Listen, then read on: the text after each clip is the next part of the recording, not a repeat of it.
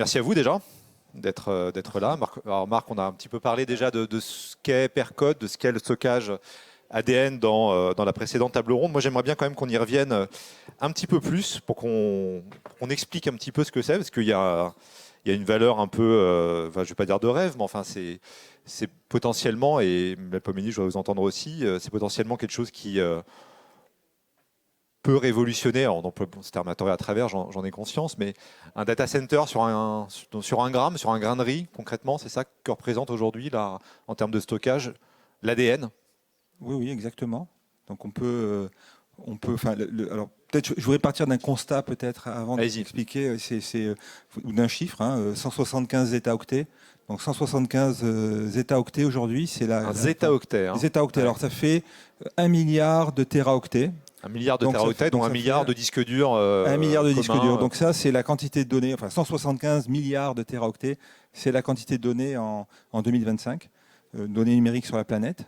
Et donc, c'est une quantité de données. Alors, pour avoir une idée de quoi ça représente, si on devait stocker ces données sur des disques Blu-ray, donc sur lesquels on stocke nos vidéos aujourd'hui, eh bien, on pourrait créer 23 piles de disques dont la hauteur aurait la distance Terre-Lune.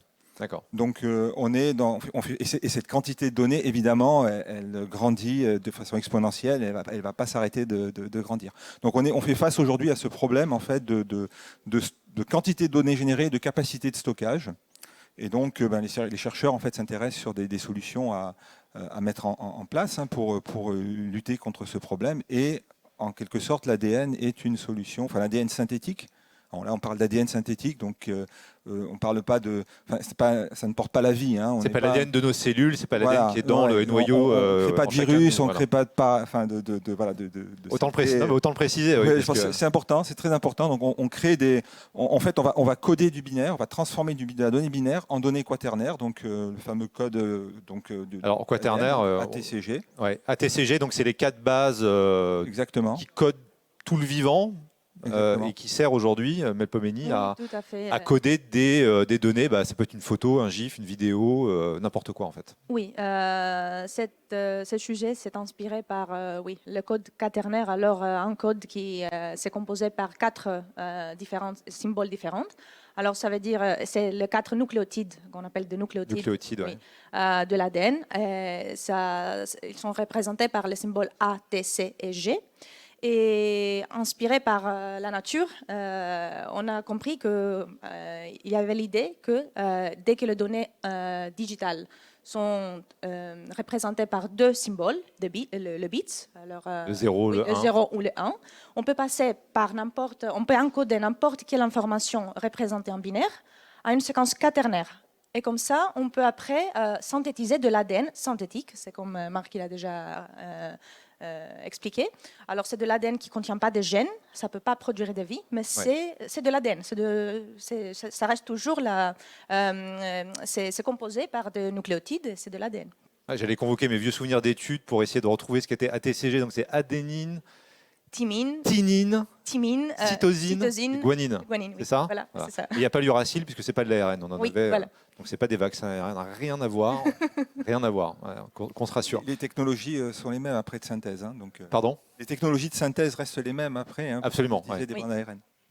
Au départ, alors on va expliquer ce qu'est Percode. Donc on voit la capacité extraordinaire de stockage d'informations, ses limitations aussi aujourd'hui. Percode est là quelque part pour traiter ces problèmes.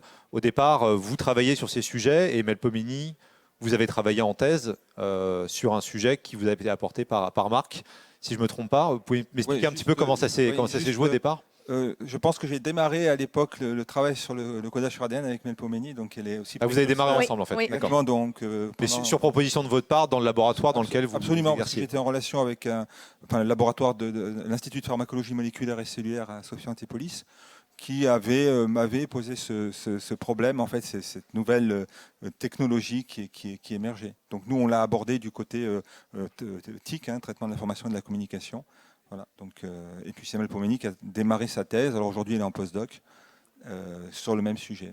Il vous a plu tout de suite le sujet ? Oui, en fait, avant, j'étais déjà au laboratoire I3S sous la direction de Marc parce que j'étais en stage. mais sur un autre sujet complètement différent. Et à l'époque, je n'étais pas sûre si je voulais continuer pour faire une thèse. Et je me suis dit dans ce moment que si c'est quelque chose que je veux vraiment aimer, je veux continuer. Mais sinon, non. Et là, j'étais vraiment... c'était Convaincu. oui, vraiment convaincue parce que l'ADN et tout le potentiel du sujet, ça m'a beaucoup plu. Et oui, Et l'idée finalement de transformer ce qui est un sujet de thèse en une entreprise, vous êtes familier avec ces sujets-là, hein, Marc, vous l'expliquiez dans la table ronde juste avant. C'est venu comment finalement?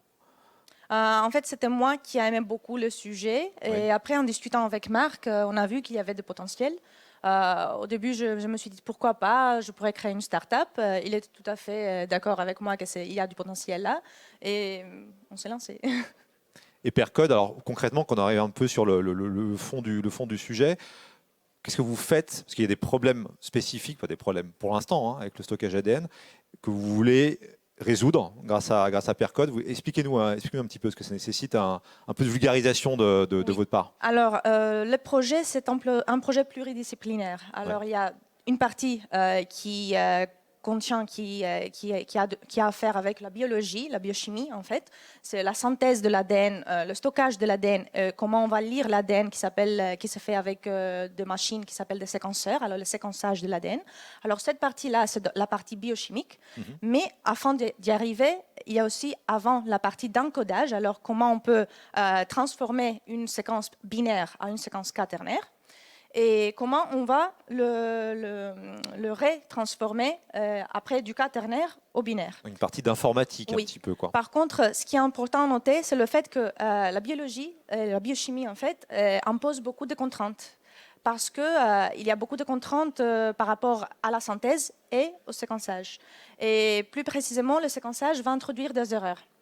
Et alors nous, comme dans la vraie vie, quelque part, voilà. C'est des mutations exactement. non voulues. Alors le but de notre sujet, c'est de proposer des techniques d'encodage et de techniques de décodage robustes qui peuvent réduire l'erreur, mais en même temps, un deuxième défi de cette partie biochimique, c'est le fait que la synthèse, ça coûte cher pour l'instant. C'est quelque chose de nouveau, alors ça coûte cher.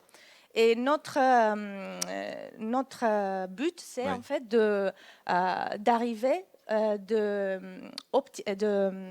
compresser la donnée dans une manière optimale pour qu'on puisse arriver à un résultat beaucoup moins cher pour la synthèse. Donc faire mieux, moins cher, avec moins de... Exactement, tout à fait. D'itération, moins d'aller-retour moins cher par rapport à la volume de données qu'on va synthétiser. Alors, comme ça, moins cher. Même après, la solution, ça coûte moins cher en énergie, mais ça, c'est un autre sujet. C'est quoi les applications potentielles, question que je pose à vous deux peut-être Marc pour commencer, de cette technologie qui, alors voilà, data center sur un grain de riz. Bon, c'est ma capsule d'ailleurs. Oui. On aurait dû amener un grain de riz pour montrer à quoi ça ressemblait. On a une petite capsule, j'ai oublié d'apporter, mais bon, c'est pas. Tant pis. Déjà, c'est la donnée froide, hein, c'est important de le préciser. C'est la donnée froide, c'est-à-dire qu'aujourd'hui, la synthèse, ça prend du temps, le séquençage, ça prend du temps, donc on n'a pas des systèmes automatiques d'accès dans la fraction de seconde à la donnée. Donc ça va être de la donnée plutôt d'archivage ou de backup, hein, la donnée qu'on va stocker pour la garder sans avoir besoin d'y accéder tous les jours. Alors, il y a de la donnée, hein. Nous avons des vieux emails ou des vieilles photos qui sont stockées, on ne se souvient même plus, et elles sont quand même conservées par les data centers. Donc ce type de données, c'est ce qu'on appelle de la donnée froide, et ça représente à peu près 80% des données aujourd'hui. Est-ce qu'énergétiquement, question qui me vient là comme ça, est-ce qu'énergétiquement, il faut donner de l'énergie pour conserver la donnée? Alors absolument pas. Non, l'énergie, elle va se papier, finalement. Au niveau de la synthèse, hein, quand on va synthétiser la donnée, donc il y aura une dépense énergétique qui est maîtrisée. Par contre, le stockage se fait alors dans ces capsules-là. Une fois qu'elles sont encapsulées, on peut la stocker dans un tiroir à température ambiante. Donc pas besoin de data center en Islande réfrigéré. Non. On peut stocker des pétaoctets de données dans une pièce qui n'est pas très grande. Et c'est très stable. Et c'est très stable, oui, absolument. Qu'est-ce qui a fait que ça s'est fait avec Melpomene qu'est-ce que vous avez repéré, vous, en tant qu'encadrant, qui a fait que vous vous êtes dit, ah oui, c'est peut-être la bonne personne pour porter le sujet au-delà du scientifique, hein, la question est déjà, plus humaine, elle a des compétences, voilà. Donc C'est le moment des compliments. Ouais. Non, mais surtout, je pense elle était motivée. Elle est motivée par le sujet, motivée par l'entrepreneuriat. Je pense qu'elle a des atouts, hein, pour y arriver. Donc je pense que c'est important, enfin en tout cas quand on est, on en parlait tout à l'heure, mais quand on est chercheur, qu'on veut faire alors un 25-2 ou un 25-2 dans la nouvelle formulation, je dirais. Ça a été expliqué juste avant ce qu'était le 25-2, Voilà, mais c'est important d'être aidé. Enfin, et je pense qu'avoir une personne, donc un postdoctorant, elle n'est plus étudiante, hein, c'est un postdoctorante motivé et qui est prêt à porter le projet, je pense que c'est un atout énorme, inconsidérable. Et après, effectivement, bon, elle a des compétences qui font que, effectivement, je pense que c'est la bonne personne, voilà. Et au-delà de Marc Melpomene, sur qui avez-vous compté pour lancer Percode?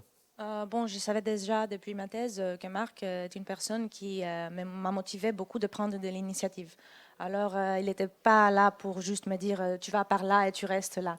Alors ça, c'est quelque chose qui m'a plu parce que c'est ça la recherche en fait. Et l'entrepreneuriat aussi. Alors, cette aventure, on va découvrir chaque jour. Chaque jour est une aventure. On va découvrir de nouvelles choses. Des choses vont marcher, d'autres choses vont pas marcher. Et alors, lui, il était toujours là pour me motiver, pour me soutenir, sans me poser de barrières, sans me poser des freins, en fait. Et c'était quelque chose de très important. Et s'il n'était pas comme ça, je ne crois pas que ce serait possible. Et je savais déjà qu'il est impliqué dans l'entrepreneuriat déjà. Alors, il n'était pas seulement dans la recherche, dans le domaine de la recherche. C'est quoi les prochaines étapes pour Percode après voilà, quand vous allez descendre de scène, vous allez faire quoi maintenant, la création, j'espère. Maintenant et les prochaines semaines et les prochaines années. Les prochaines années, la création, c'est sûr. Oui, vous êtes à l'aube de la création là, de la oui, société. Oui, on est dans un projet en fait pour juste trouver, pour visualiser un peu l'écosystème. Et là, oui, j'espère qu'on va pouvoir créer bientôt, oui. Donc, le projet aujourd'hui, donc Melpomene, donc a une bourse région. Donc c'est Jeune Docteur Innovant, donc qui est aussi cofinancé avec la SAD Sud-Est, et elle est dans le programme RISE CNRS Innovation. Donc avec ces Deep Tech Founders. Oui, on travaille avec la formation de Deep Tech Founders pour arriver à me mettre un peu, à accueillir un peu de connaissances pour comment y arriver dans l'entrepreneuriat. Vous raisonnez déjà en termes de marché, en termes d'argent, puisque on est en train de... question. Oui, c'est ça que vous réfléchissez en ce moment? Oui, c'est ça. C'est le but de cette année. Et oui, c'est quel marché, quel business model et effectivement toute la partie financière. Hein, parce que le marché il est potentiellement... En tout cas, de la manière dont vous le décrivez, ça semble gigantesque. Le marché est gigantesque. On ne peut pas l'aborder de toute manière dans sa totalité. Et il faudra l'aborder en plusieurs étapes parce que le coût de la synthèse, comme on a dit, est un coût qui est assez élevé, qui au fur et à mesure des années va diminuer. Ça, c'est sûr. Les prédictions le disent. Hein. Enfin, bon. Et tous les acteurs dans le domaine le prévoient. C'est un peu comme le transistor, l'évolution du transistor, hein, donc dans le temps. Ce qui veut dire que je pense qu'au départ, les marchés seront plutôt restreints, avec des données à forte valeur ajoutée. Et au fur et à mesure du temps, on pourra adresser des marchés qui sont de plus en plus grands. Mais potentiellement, c'est très large, effectivement. Merci Marc, merci Melpomene, qui est la muse du chant, je crois, en Grèce. Oui, voilà, c'est ça. F. Callisto, c'est ça? Oui, c'est bon. C'est tout à fait ça. Je me lance des fleurs. Alors. Merci beaucoup, merci à vous deux. Merci à vous. Merci pour votre témoignage.